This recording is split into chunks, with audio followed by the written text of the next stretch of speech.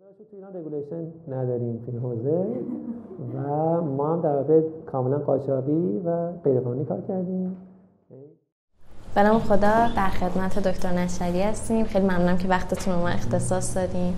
لطف کنید در ابتدای کار یه معرفی بکنید به ما در حوزه کاریتون و اینکه توی شرکتتون چه خدماتی انجام میدید. من نشری هستم، دکترای مهندسی برق مخابرات بودم و دوران دکترام استاد همکارم که از آمریکا برگشت پیشنهاد داد که روی دی ان ای میتونیم کار کنیم و چون موضوع جذابی بود از مخابرات نسل 5 که داشتم کار میکردم کلا سویچ کردم تو حوزه بیوانفورماتیک و تقریبا تو اون حوزه شروع کردم فعالیت کردن و دکترام توی حوزه بیوانفورماتیک بود. هم اجرای سخت افزار بیوانفورماتیک با دستگاه NGS، هم در اجرای نرم افزار بیوانفورماتیک با تحلیل دادای NGS. و در واقع از اوایل مهر ماه تا اواسط مهر ماه سال 96 ایده در واقع این استارتاپ به ذهنمون رسید و در واقع شروع کردیم کار کردن. 96 در واقع استارت مارکتش بود و ایده این بود که در واقع بتونیم با اساس تحلیل داده ژنتیکی، چون داخل کشور چالش وجود داشت اون موقع، ترند جهانیش هم اینجور که خیلی رو به رشد بود، داشت در واقع دیتا زیاد جنریت میشد و تحلیلش کار سختی بود. تو اون طرف در واقع تو خارج کامپیوتر ساینس ها و در واقع مهندسا به کمک بیولوژیست‌ها اومده بودن که این دیتا ها معنا پیدا کنه براشون و خب این طرف این مقدار با تأخیر اتفاق افتاد. ما ورود کردیم با این هدف که در واقع بتونیم داده‌های ژنتیک کشور داخل نگه داریم، برگردونیم، تحلیلش بکنیم و خدمت بدیم و با همون ایده در واقع شروع کردیم کار کردن و در واقع الان در خدمتشون هستیم. درسته، خیلی ممنونم. چی شد که اصلا از این رشته برقی که داشتین وارد حوزه بیوانفورماتیک شدین؟ من داشتم تو در واقع یکی از دبیرستان علامه حیدی معاون پژوهشی بود. و هدفم این بود که خب تو حوزه دبیرستان بچه‌ها تعامل داشته باشم، تو اون فضا کلا کار کنم، خیلی تو صنعت کار نکنم.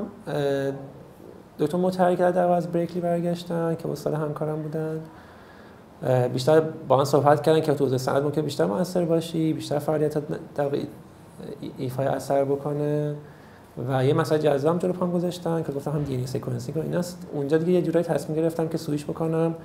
با نظر خود دکتر مطهری در واقع بود که کمک کردم و استاد راهنما دکتر خدرج بود تو دانشکده برق. جنبندیم تو اون موقع این بود که در واقع سویچ بکنم روی این حوزه. خب خیلی من اون موقع زیست و شیمی و این حرفا بلد نبودم و مجبور شدم دکترام در واقع مقدار بیام ریویو بکنم که ببینم چون با اینکه دیتا ساینس کار بکنیم بعد اون دیتا رو بشناسیم. یا زیست بخونم، ژنتیک بخونم، یا مدت کامپیوتر ساینس مثلا کدینگ، پروگرامینگ اینا یاد بگیرم که اونا کمک بکنن در با این دیتا آشنا بشن. یعنی در واقع خیلی یوهایی بود، به نظر دکتر مطهری بود، با کمک‌های خودشون بود که در واقع کلا این سویچ اتفاق افتاد. درسته. ایده اولیه فعالیتاتون یعنی از طریق دوستتون شکل گرفت و مسیر ما 3 نفر بودیم، دکتر مطهری و من، یک دیگه از بچه‌ها، دکتر توسی که الان در واقع خارجن. توی صحبت‌های 3 نفری که اتفاق افتاد که بیشتر در واقع دکتر توسی نظر داشت این بود که این تحلیل داده ژنتیک به کشور میخوره و مثلا میتونیم روش کار بکنیم، کلی خدمت میتونیم روش بدیم و اینا، که با اون ایده شروع کردیم. در واقع ایده اولیه هومن پارس اون بود.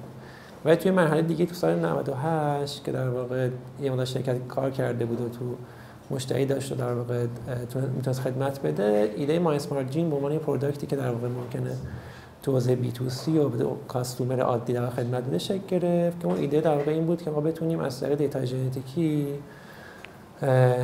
تو حوزه کنکوری ها وارد بشیم و بعد کلا مثلا سویچ شد توی فضای دیگه. بعد خب از زمانی که ایده به ذهنتون رسید تا زمانی که به این لول برسه چقدر طول کشید؟ ما تقریبا از سال 95 شروع کردیم، یه سری فعالیت داشتیم انجام میدادیم، 6 ماه تلاش کردیم به دیولپمنت.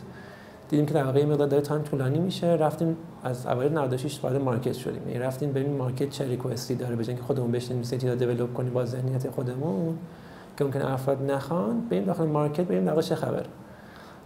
و اتفاقاتی که در واقع تغییر جدی که تو سیستم رخ داد تو مجموعه اصلا 96 بود که رفتیم داخل مارکت با متخصصا صحبت کردیم، ریکوئستاشون رو فهمیدیم، درخواستاشون رو فهمیدیم و تلاش کردیم در واقع اون درخواستا رو با مینیمم هزینه دیولپ بکنیم و با مینیمم هزینه بهشون خدمت بدیم.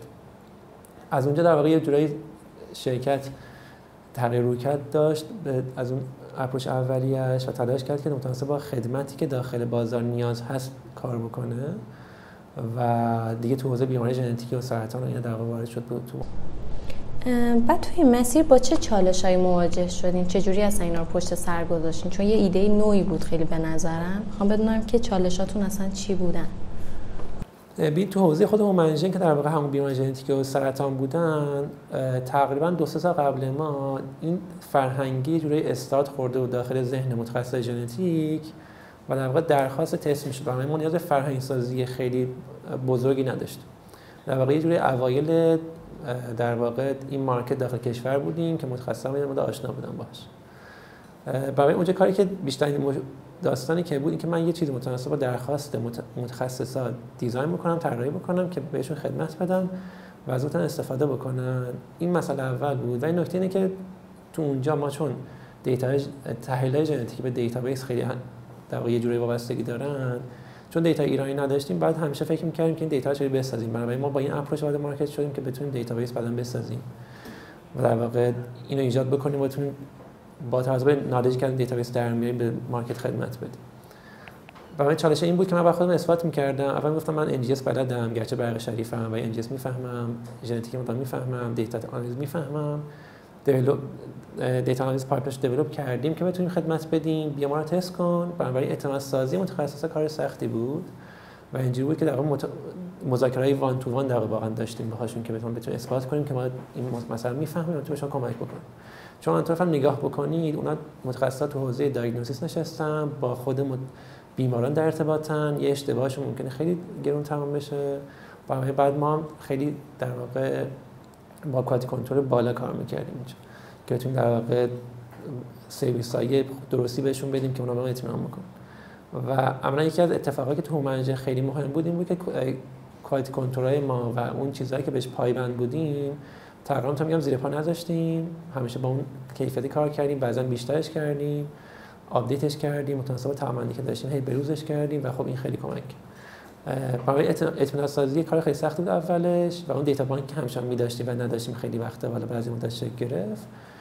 این تو حوزه دیاگنوستیس و در واقع اون سرطان و بیماری ژنتیکی نبود. تو حوزه در واقع تستایی که بعداً تو B2C شکل گرفت کلا مسائل تغییر کرد دیگه. این مسائلی که من بعد فرهنگ سازی می‌کردم، نشون دادم این مسائلی که از تو به صورت علمی روش کار کردن داخل مارکت نشون میدم این سری میتواند یه سری در واقع کاربردهایی داشته باشه که شما کمک بکنه و اونجا مسئلهش خیلی پیش‌تر از مسئله اول بود چون فرهنگ شکل نگرفته. باید تلاش می‌کنید واسه تبلیغاتش، بعد خودتون تلاش بکنید که به گوش مردم برسونید و بعد نشون بدین که این تست‌های ولیدی هستن، احتمالاً میتونن نتیجه کمک بکنن به شما و اونجا کلا مسئله اسکیلش تفاوت داره. برای این تو این حوزه دومیه چالش چندین برابر حوزه اول بوده و تو همه اینا کلا چالشی که تو کشور هست رگولیشن مشکل داره، بحث فاندینگ و سرمایه‌گذاری چالش داره همیشه و پای کار موندن کلا سخته دیگه. یعنی مثلا ما از سال 96 که فکر جدی شروع کردیم تقریبا 3-4 تا تحریم جدی داشتیم که مثلا یکی از همون فاندرهای اصلی ما توی یک از تحریم‌ها رفت و خب مثلا ما هم تصمیم 200 بشیم بریم مثلا خب اتفاق ممکن کلا دیگه شرکت نباشه. ولی خب این مسئله کلا کشور کار کردن کار سختیه دیگه. بالاخره هر روز چالش‌های خاص خودش داره و مثلا قیمت‌ها مردم توان خرید ندارن. این اتفاق کلا ممکن چالشه و این مدیریتش کار سختیه. تو مجموعه‌ای که استارتاپی ان خصوصی ان و در واقع تلاش میکنن که در واقع با همین خدمت‌ها بچرخونن، مدیریت این چیزا کار سخته.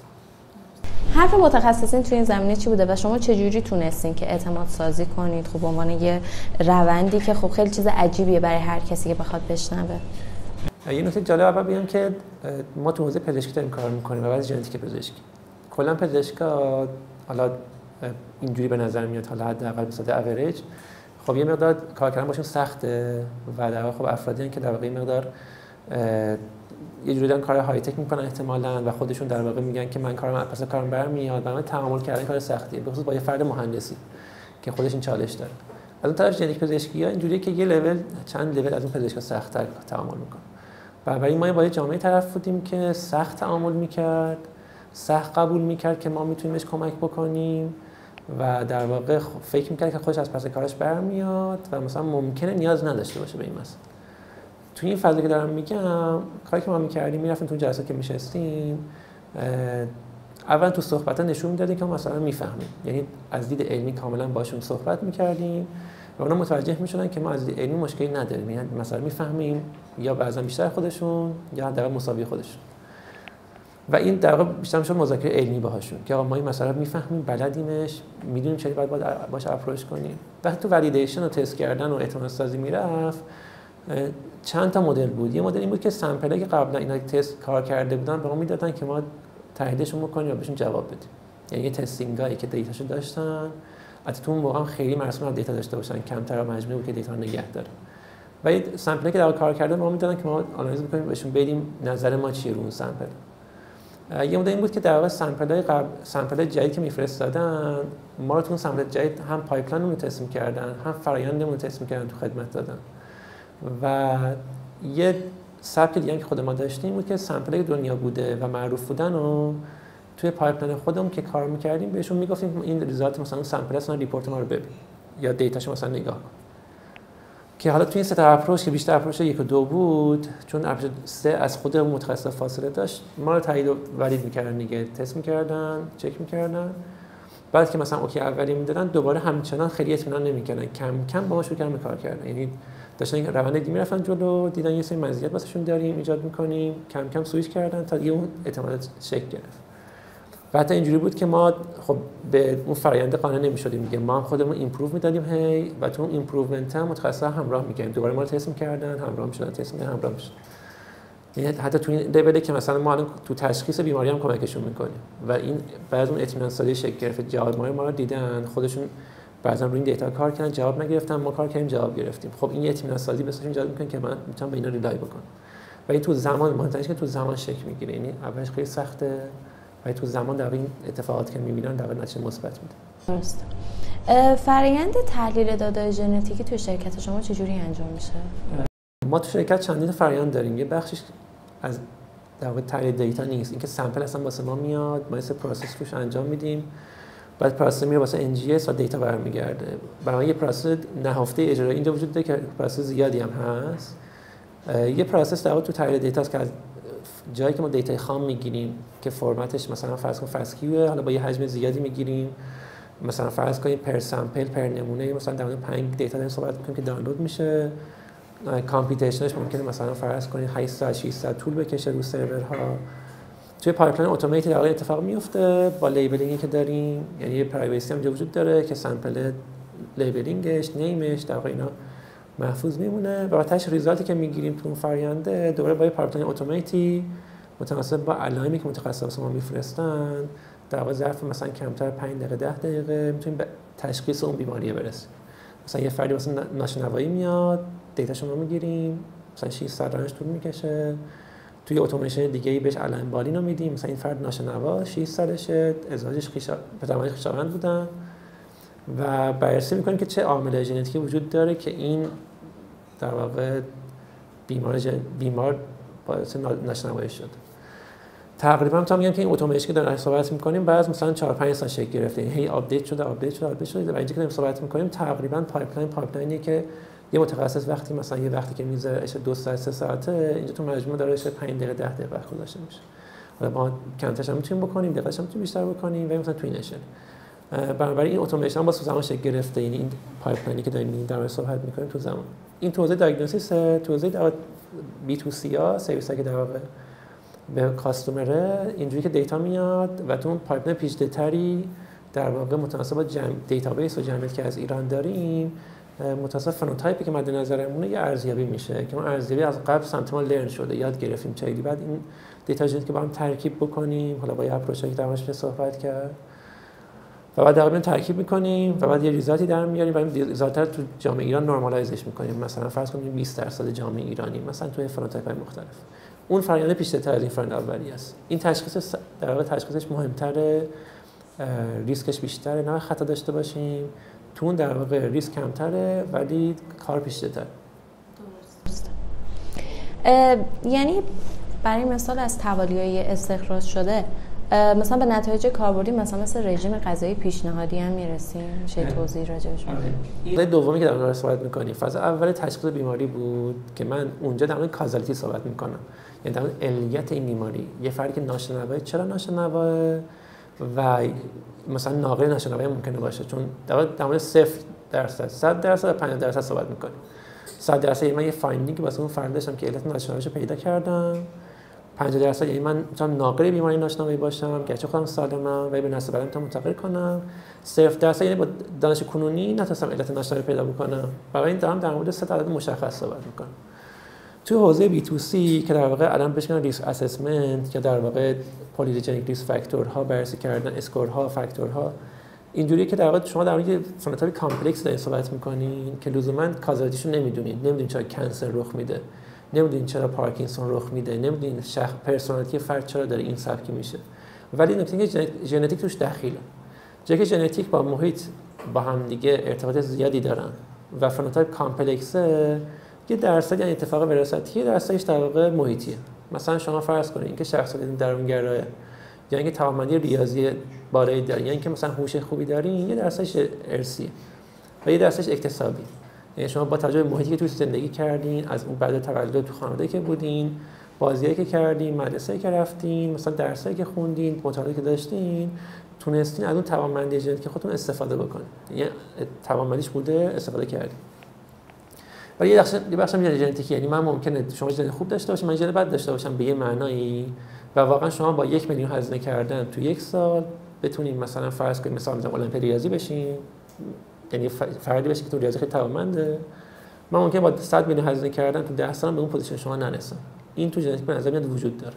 حداقل از دید منی که در واقع از نگاه میکنم این ظرفیت‌های افراد توشون وجود داره و نهفته است. حالا مثلا اینه که من از ژنتیکی چرا میتونم این ظرفیت‌ها رو در کامپیوتیشنال حساب بکنم. یعنی مثلا من فرض کنید شما پرسونالیتی درونگرا داری ژنتیکی که به از پدرمتون به ارث رسیده با یه ظرفیت. من با تست‌های کنونی و علم کنونی ژنتیک چند درصد میتونم مشخص بکنم و این درصد مشخص کنم چقدر صحت داره.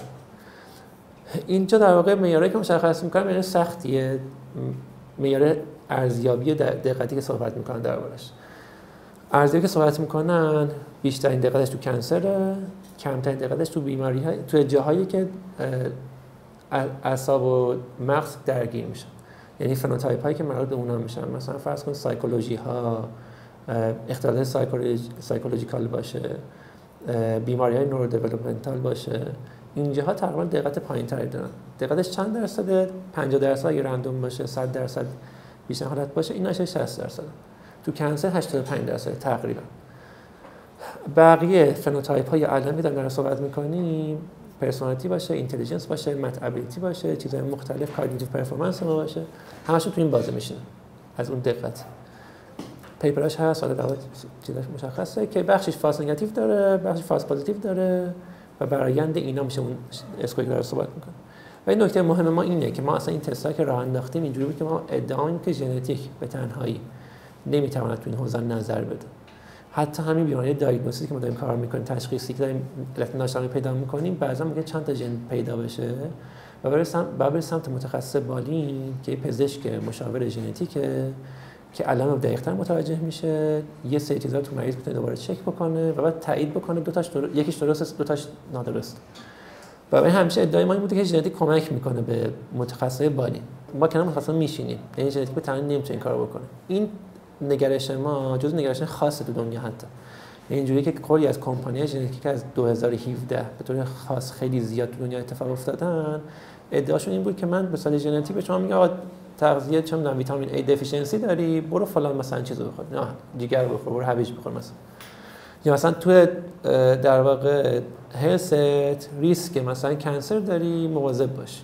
خب و کلی از این کمپانی اینجوری به وجود اومدن و نکته اینه که ما چون اپش نداشتیم، داشتیم تو این فضا کار می‌کردیم، اینا بعد از 2-3 سال تقریبا اکثر این کمپانی‌ها شکست خوردن. علت چیه؟ چون که ما میگفتیم ژنتیک به تنهایی نمیتونه این کارو بکنه و دقت اونجا پایینه و اینجوریه که مثلا تو حتما کنار متخصص بالین بشینیم اون اینو تفسیر بکنه. اگه در واقع این سری ساخت نسازی، مردم بهت اطمینان نمیکنن و در واقع این دقت چون مردم میرن مثلا فرض کن من ویتامین A دفیشنسی دارم، بعد میرم جگر میخورم درست نمیشم و مثلا چون کامپلکسه به این تست اطمینان نمیکنه. و این نکته که اون تست داره یه دقتی واقعا داره و داره یه چیزو نشون میده. اینکه من از اون چیزی که داره نشون درست استفاده بکنم مطرحه. و ما از اون اول که تستا رو انداختیم کنار هر تست متخصص بود، کنار تالنتمون یه سایکولوژی بود و کاگنیتیو ساینس بود، کنار در واقع هلستمون یه مشاور ژنتیک بود، کنار نوتریشنمون یه متخصص تغذیه است الان و یه حتی انسستری هم که داریم به عنوان تست فانه. یکی از که تاریخ متوجه میشه، ژنتیک متوجه میشه، میره واسه مردم توضیح میده که این یعنی چی. و همینجوری خام دست مردم نمیره. به خاطر همین که ما این اپروچ داشتیم، به نظرم تونستیم حداقل بیشتر کار بکنیم، بهتر کار بکنیم و حتی اطمینان بیشتر داشته باشیم. رضایت مشتری زیاده، یعنی کم نیست. و حالا چجوری به این اپروچ ها میرسن که مثلا چقدر موثره تو مثلا نوتریشن، چقدر موثره در واقع تو کانسر. مثلا گفتم سر همون اسوسییشن است، دنبال کازالیتی اینجا نیستن، دنبال اسوسییشن. یعنی مثلا فرض کن شما از اینجا یکی مثال خوب میزنید، مثلا فرض کن بیرون یکی در بیرون میاد داخل، کفشش مثلا جا پاش میمونه، خیس میشه. من چیزی به ذهنم میرسه که احتمالاً این که این فرد اومده جا پاش خیس بوده یه اسوسییشن داره با اینکه بیرون داره بارون میاد، یا اینکه بیرون زمین خیس بوده. خب و این قطعاً کازالیتیش نیست، ممکنه این فرد خودش آب گرفته رو پاش و خیس شده. خب ولی کجا این اسوسییشن زیاد میشه؟ وقتی 10 نفر میان داخل و مثلا فرض کن هر 10 نفر پاشون خیسه، یا 10 نفر میان داخل صحبت‌های مختلفی میکنن، از اپروچ‌های مختلف در مورد هوا صحبت میکنن، یا هوا مثلا بارونی بوده فلان، اینجا اطمینان بیشتر میشه. توی مسائل اسوسییشن اینجوریه، دیتا زیاد سکانس میکنن، بررسی میکنن، با توجه به حجم دیتا این مسئله هندل میکنن و تلاش میکنن ببینن که من با این فروزی که دارم که این ژنتیک توش هست چه شکلی احتمالاً این جامعه چشم آبی، این جامعه مثلا چشم قهوه‌ای چشمشون آبی شده، تفاوتشون چی بوده. این تفاوت‌ها چک میکنن، بعد میان تست رو ترین میکنن، تست میکنن چند درصد مثلا این ولیدش میکنن، مثلا چند درصد از جامعه رو تفسیر کنن. و نکته چیه اونجا؟ مثلا چرا این سمت میرن؟ به خاطر این تو ژنتیک هنوز به خاطر کامپلکسیتی که وجود داره مدلی وجود نداره که من بفهمم کازالیتی چشم آبیا چیه. و حتی واقعا ظاهرا خیلی پیچیده است، ممکن کازالیتی نرسیم هیچ وقت. خب برای تلاش میکنم با تعداد زیاد کردن از رخدادهای در واقع یک اتفاق علتهای در واقع اون لایه پایینش رو به دست بیارن. و این نکته خیلی چیزا لایه پایین نیست دیگه، ژنتیک فقط سکونس یه بخششه، ترانسکریپتوم ما یه بخشه، پروتئین ما یه بخششه، اپیژنتیک بخششه. و الان نکته اینه که دارن تلاش میکنن مالتی اومیکس نگاه کنن به این اپروچ‌ها، یعنی همه کنار هم دیگه بذارن، تکی نگاه نکنن، قطعا دقت بیشتر میشه. ولی خب مسئله کامپلکس‌تر و سخت‌تر، دیتای بیشتری میخواد.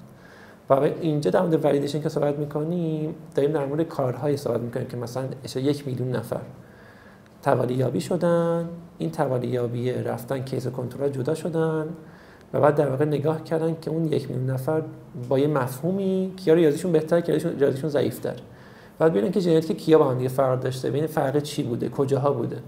و بعضا چک میکنن که اینا تو پتویه ژنتیکشون مثلا با فلان ژن در ارتباطه که این تو مغزشون یه کاری داره میکنه، یا مثلا فلان ژنی که مثلا گلوکوزشون داره بیشتر مثلا هضم میکنه تو مثلا تغذیه و مثلا چیزای دیگه.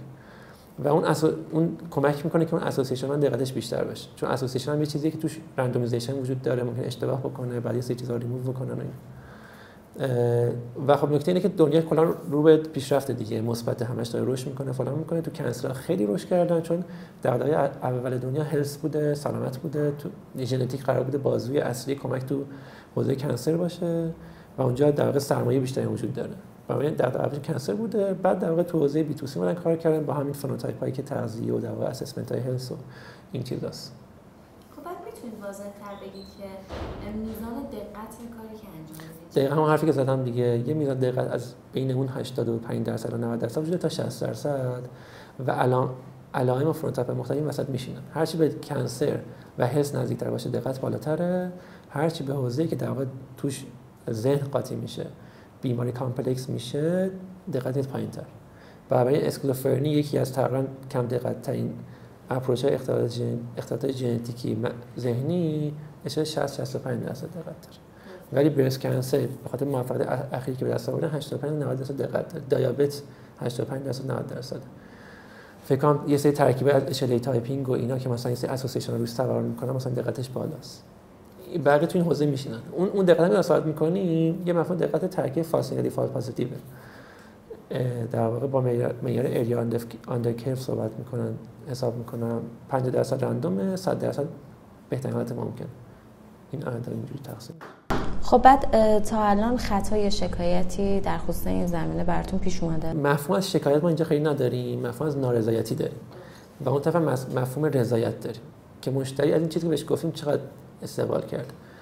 و حالا تو اینستا ما میتونیم چک کنیم تو مای اسمارجین که در واقع تستمونیال هایی هست از مشتریایی که حتی ما بهش گفتیم احتمالاً بهتون گفتیم که احتمالاً MS داری و فرد نمیدونست MS داره، مثلا فرض کن 6 ماه بعد MS گرفته، یا مثلا بهش گفتیم تو مثلا فرض کن سنگ کلیه های ریسکی، بعد رفته همین پزشکا چک کردن فقط سنگی وجود نداره و مثلا یه مدت بعد گرفته.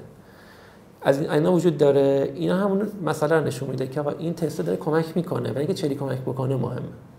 یعنی لزوما ممکنه همه تشخیص درست نباشه، حتی باید متخصص کنارش باشه و درست از این تست استفاده بکنه. درست. یه سری نظرات منفی در محافل علمی و همچنین اساتید در خصوص کاری که شما انجام میدید مطرحه و نظرشون اینه که مبنای علمی نداره، حتی به طالع‌بینی هم شباهت داره.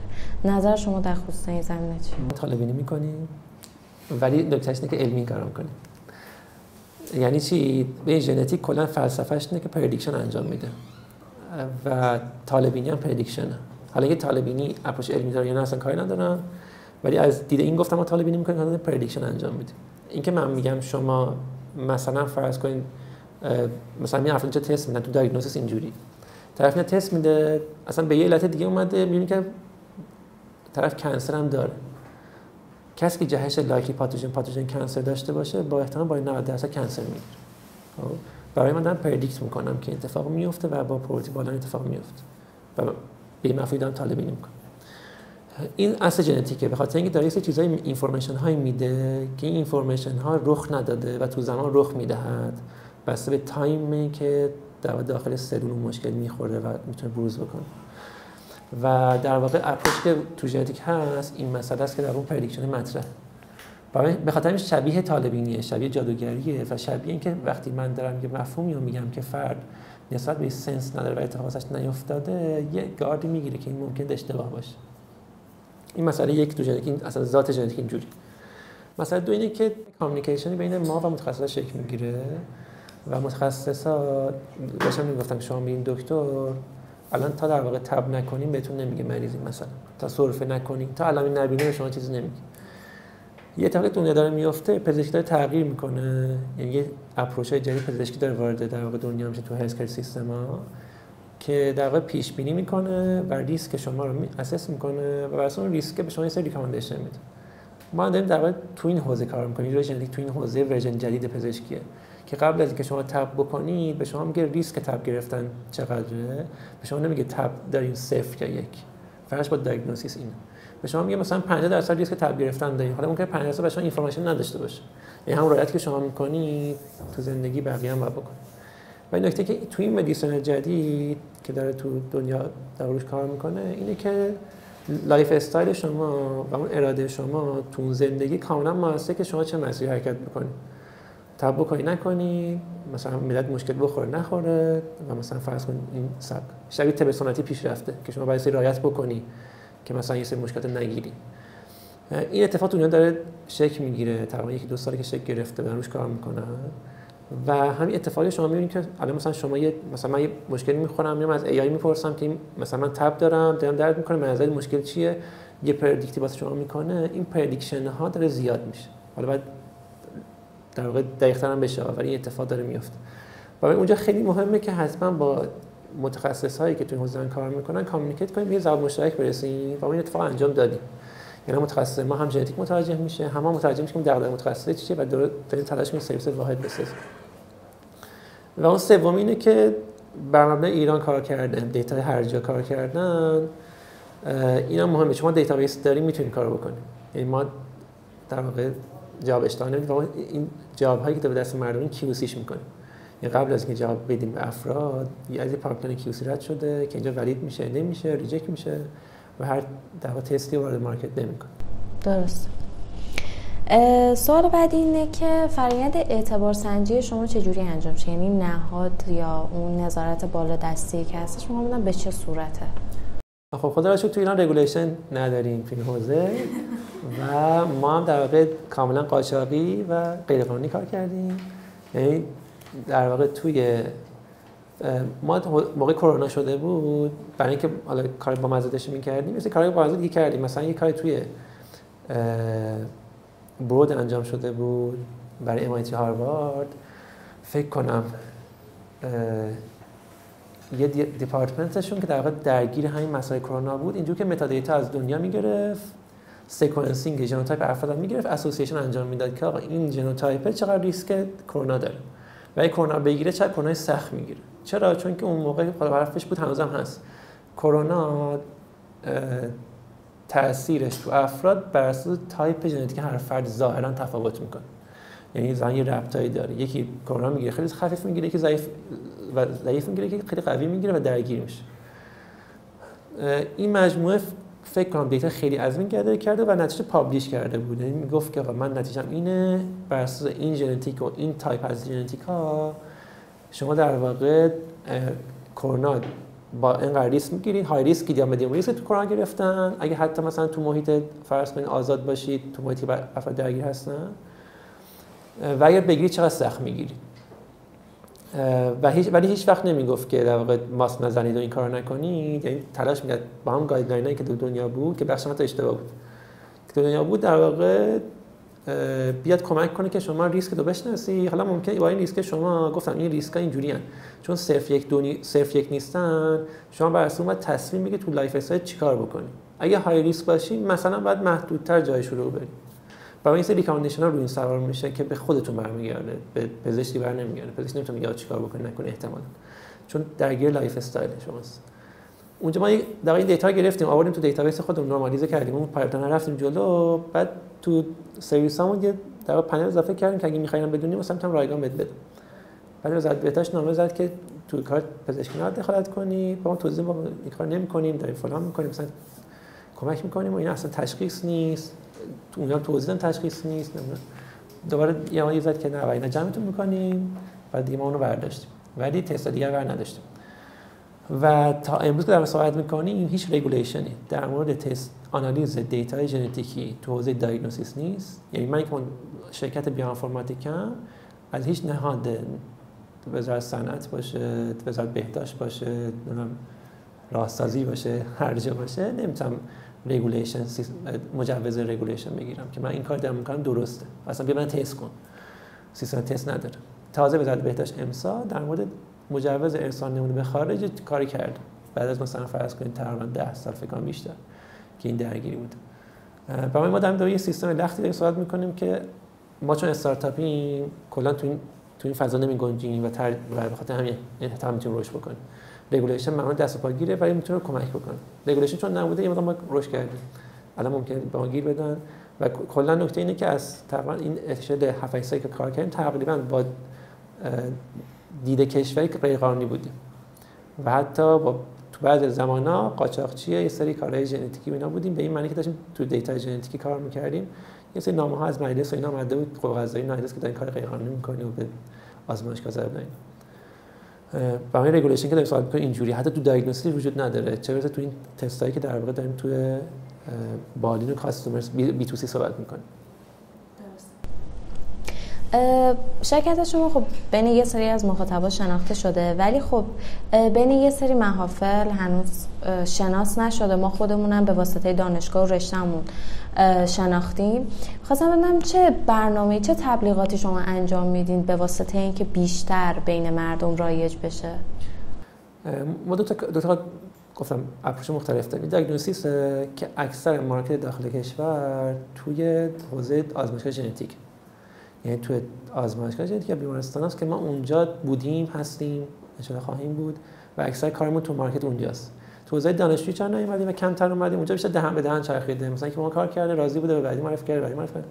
به خاطر اینکه اونجا پول کمتره، یعنی بیزنس کمتره، پول کمتره و نکته اینه که کاری که دانشجوها میکنن بعضی این وقت چیش ولیدیتیش پایینه. مثلا با 3 تا آر سکونسینگ میخواد یه ریزالتی بده که دنیا مثلا با 3000 تاش نداده. برای ما اپروچمون چون اونجا مارکتمون کوچیک‌تره خیلی نسبت به این طرف، تو این سمت آزمایش ژنتیک شکل گرفته. گرچه کمک میکند که من خودم به دانشگاه برسونم، ولی به نظر الان وقتش نیست.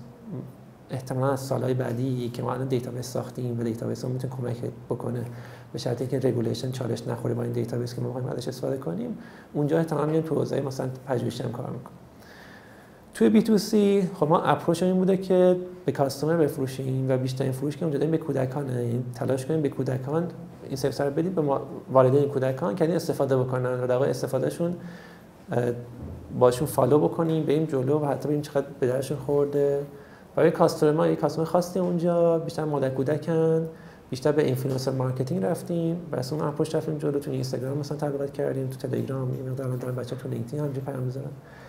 و اپروچ اینجوری بوده که اونجا هم در واقع محافل علمی برای ما جایی نبوده که بخوایم تبلیغ بکنیم، ولی محافل علمی برای ما برای اینکه بتونیم یک کردیتی بگیریم مهم بوده. مثلا شرکت کردیم، تو سمینار مختلف پرزنت کردیم، صحبت کردیم، ولی اینجوری تو دانشگاه نیومدیم، مثلا تو بین اساتید مثلا خیلی تبلیغ نکردیم. اونجا هم بیشتر خاطر بیزینسه، یعنی اپروچ بیزینسیه و ما الان تو مرحله هستیم که داریم تلاش می‌کنیم اسم مارجینو که اون برند در واقع بی تو سی ماسو بشنون و در واقع این شنیدنه بعداً کمک می‌کنه که ما بیشتر تو این محافل راحت‌تر بریم، راحت‌تر صحبت بکنیم و خودمون بیشتر پرزنت کنیم. دست شما درد نکنه، ممنون که وقتتون رو من اختصاص دادید. توضیحاتتون خیلی کامل و جامع بود. ممنون بابت همین.